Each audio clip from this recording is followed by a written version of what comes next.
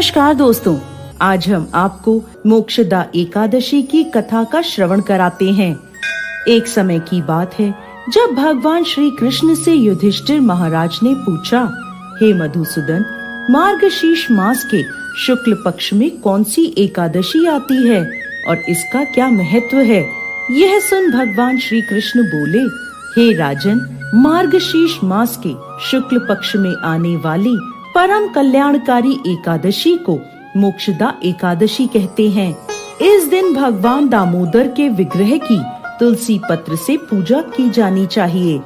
अब मैं आपको पुराणों में वर्णित मोक्षदा एकादशी की कथा सुनाता हूँ, जिसका श्रवण मात्र करने से व्यक्ति को अश्वमेघ यज्ञ का फल प्राप्त होता है और इस पुण्य फल से किसी भी व्यक्ति के माता पिता या अन्य कोई भी पितृ यदि नरक में है तो उसकी भी मुक्ति हो जाती है। ध्यान पूर्वक अब आप ये कथा सुने। प्राचीन काल में चंपक नगर नाम का एक अत्यंत सुंदर नगर था। यह संपूर्ण सुख और समृद्धि से संपन्न था। यहाँ वैखानस नाम का राजा राज्य करता था। उसके राज्य में चारों वेदों के ज्ञाता ब्राह्मण रहते थे। यह राजा अपनी प्रजा का पुत्रवत पालन करता था। एक बार रात्रि में राजा ने एक स्वप्न देखा कि उसके पिता नरक में हैं। उसे बड़ा आश्चर्य हुआ। प्रातः काल वो विद्वान ब्राह्मणों के पास गया और अपना स्वप्न सुनाने लगा और बोला, हे ब्राह्मण, मैंने अपने पिता को नरक में कष्ट उठाते देखा है। उन्होंने मुझसे कहा कि हे पुत्र, मैं नरक में पड़ा हूँ, यहाँ से तुम मुझे मुक्त कराओ।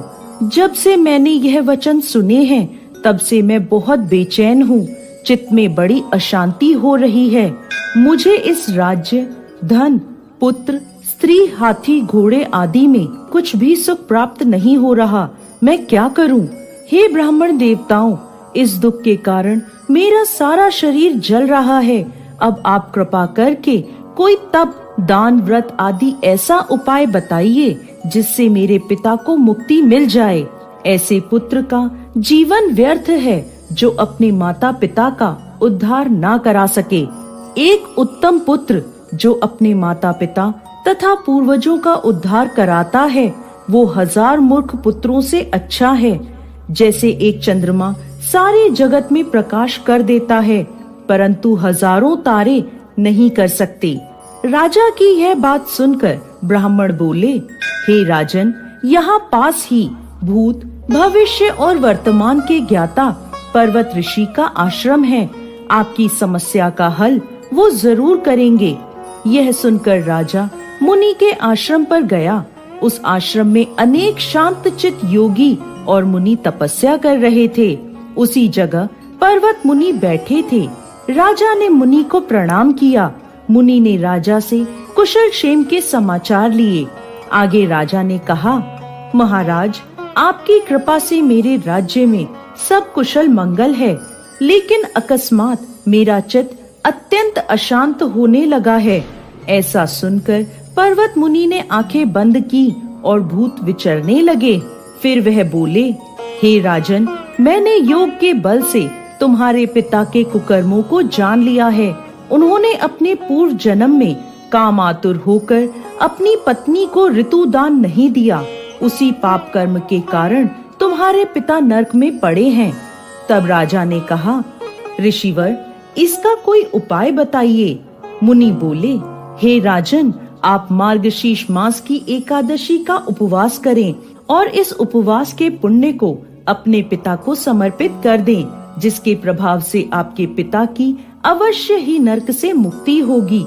मुनि के यह वचन सुनकर राजा महल में आया और मुनि के कहे अनुसार कुटुंब सहित मोक्षदा एकादशी का व्रत किया।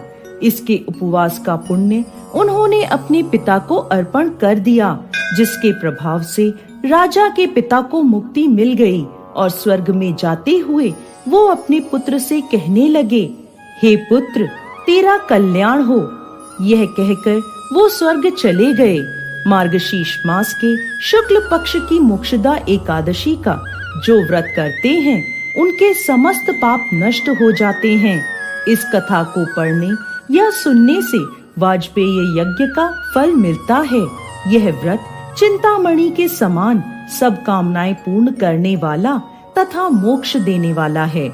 जय श्री हरि विष्णु।